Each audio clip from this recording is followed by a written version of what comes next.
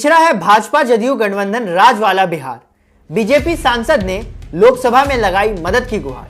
नमस्कार, मैं दीपक, आप देख रहे हैं WCG news. Bharatiya Janata party के सांसद और पूर्व केंद्रीय मंत्री राजीव प्रताप रूडी ने लोकसभा में बिहार के पिछड़ेपन का मुद्दा को उठाया।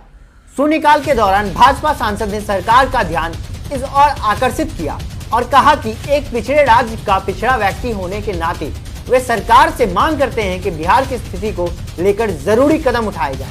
नीति आयोग की एक रिपोर्ट का हवाला देते हुए भाजपा सांसद ने कहा कि बिहार सबसे नीचे है जबकि तमिलनाडु सबसे ऊपर है। राजीव प्रताप रूडी ने कहा कि बिहार काफी पिछड़ गया है।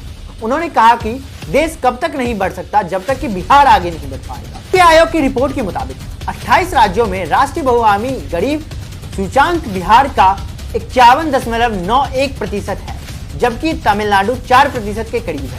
भाजपा सांसद ने कहा कि बिहार में कुपोषित लोगों की संख्या सबसे अधिक है। पोषण के मामले में हम 52% कम हैं। ऐसे में बिहार की प्रगति बिना देश के विकास के संभव नहीं। उन्होंने कहा कि इतनी बड़ी आबादी की उपेक्षा करके देश आगे कभी नहीं बढ़ सकता। बता दें कि बिहार में भाजपा और जदयू के गठबंधन वाली ही सरकार है। नीति आयोग की हालिया रिपोर्ट का हवाला देते हुए आरजेडी सुप्रीमो लालू प्रसाद यादव ने नीतीश सरकार को घेरा था। लालू प्रसाद यादव ने कहा था कि जो विकास का नारा देते थे, अब नीति आयोग की ये रिपोर्ट आई है।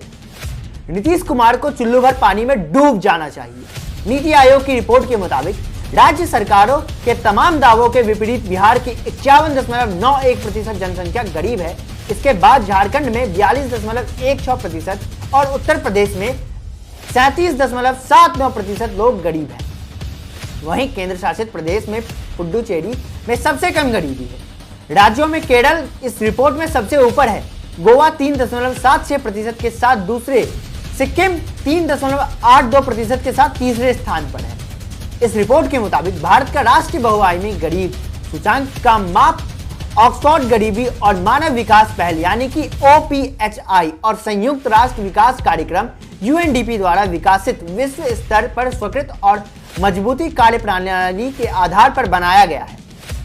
इसमें गरीबी मापने के लिए कई चीजों का ध्यान में रखा गया है।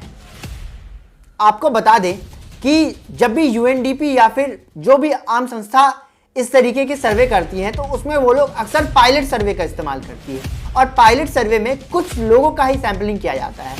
तो इस UNDC और की रिपोर्ट को माना जाना कहां तक सही है? आपको ये भी बता दें कि नीति आयोग की रिपोर्ट को बिहार की जेडीयू सरकार ने सरे से नकार दिया है। उनका कहना था कि जो नीति आयोग की रिपोर्ट है उसने बिहार के पुराने डेटे का इस्तेमाल करते हुए बिहार की यह नई रिपोर्ट जारी की है। और खबरों के लिए बने रहे हमारे साथ, देखते रहे WCG न्यूज।